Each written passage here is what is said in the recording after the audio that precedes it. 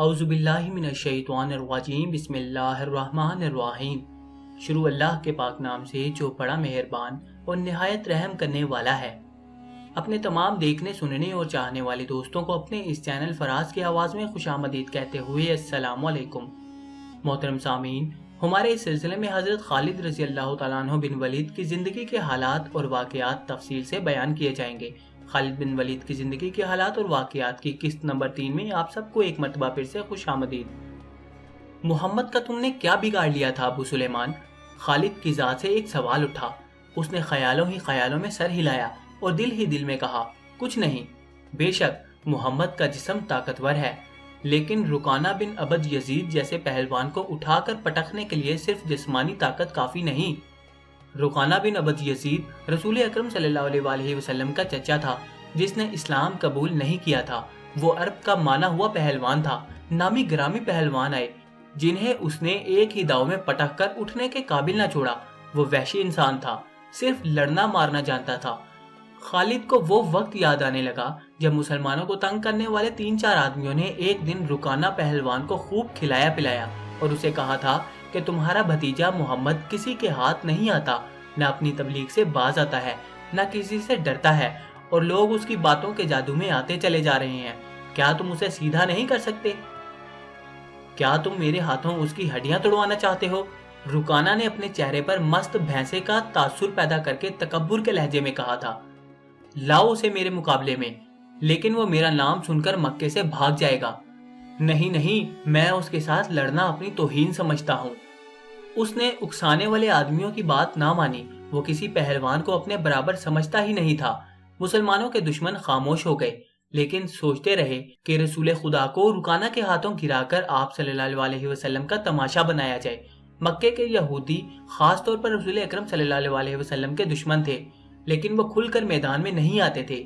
وہ خوش تھے کہ اہل قریش آپس میں بٹ کر ایک دوسرے کے دشمن ہو گئے ہیں۔ انہیں پتہ چل گیا کہ قریش کے کچھ آدمیوں نے رکانہ پہلوان کو اکسایا ہے کہ وہ رسول اللہ صلی اللہ علیہ وسلم کو کشتی کے لیے للکارے، لیکن وہ نہیں مان رہا۔ ایک روز رکانہ رات کے وقت ایک گلی سے گزر رہا تھا کہ اس کے قریب سے ایک بڑی حسین اور جوان لڑکی گزری۔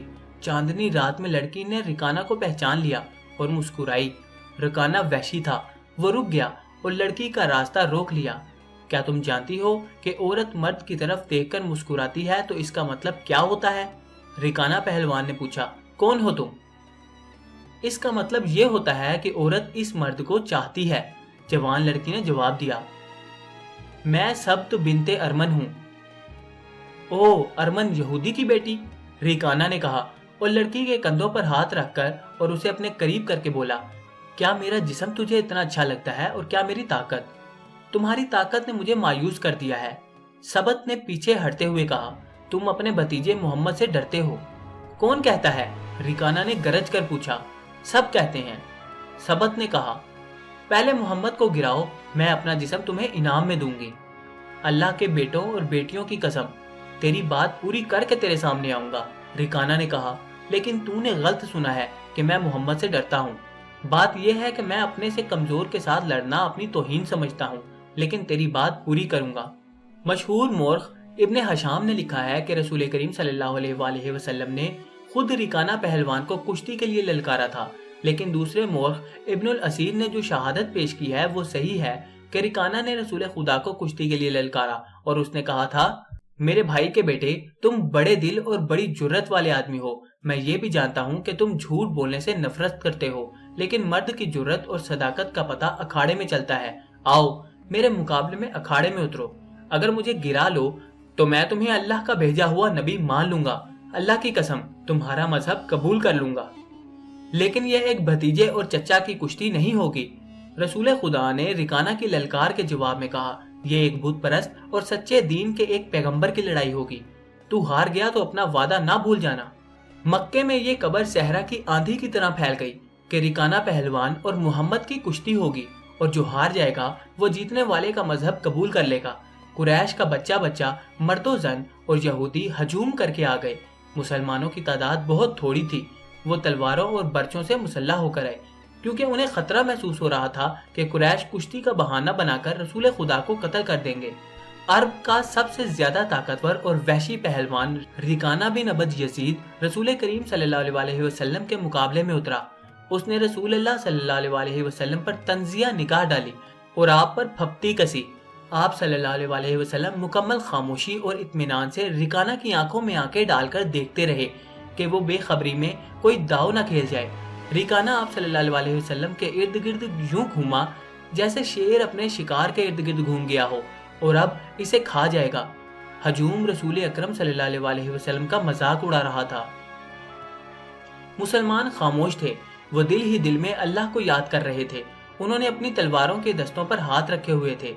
پھر نہ جانے کیا ہوا، رسول اکرم صلی اللہ علیہ وسلم نے کیا داؤ کھیلا۔ ابن الاسیر لکھتا ہے کہ آپ صلی اللہ علیہ وسلم نے ریکانہ کو اٹھا کر زمین پر پٹک دیا۔ ریکانہ زخمی شیر کی طرح اٹھا اور غرا کر آپ صلی اللہ علیہ وسلم پر حملہ آور ہوا۔ آپ صلی اللہ علیہ وسلم نے پھر وہی داؤ کھیلا اور اسے پٹک دیا۔ وہ اٹھا تو آپ صلی اللہ علیہ وسلم نے اسے تیسری بار پٹکا۔ بھاری بھرکم جسم 3 بار پٹکا گیا تو کشتی جاری کرنے کے قابل نہ رہا۔ ریکانہ سر جھکا کر اکھاڑے سے نکل گیا۔ ہجوم پر سناٹا طاری ہو گیا۔ اب مسلمان ننگی تلواریں اور برچھیال ہوا میں لہرا لہرا اور اچھال اچھال کر نعرے لگا رہے تھے۔ چچا ریکانہ، رسول اللہ صلی اللہ علیہ وسلم نے للکار کر کہا، اپنا وعدہ پورا کر اور یہی اعلان کر کہ آج سے تو مسلمان ہے۔ ریکانہ نے قبول اسلام سے صاف انکار کر دیا۔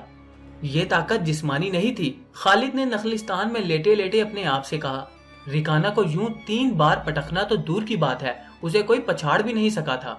رسول اکرم صلی اللہ علیہ وسلم کا تصور خالد کے ذہن میں نکھر آیا۔ وہ آپ صلی اللہ علیہ وسلم کو اچھی طرح جانتا تھا، لیکن اب وہ محسوس کر رہا تھا جیسے وہ محمد کوئی اور تھے جنہیں وہ بچپن سے جانتا تھا۔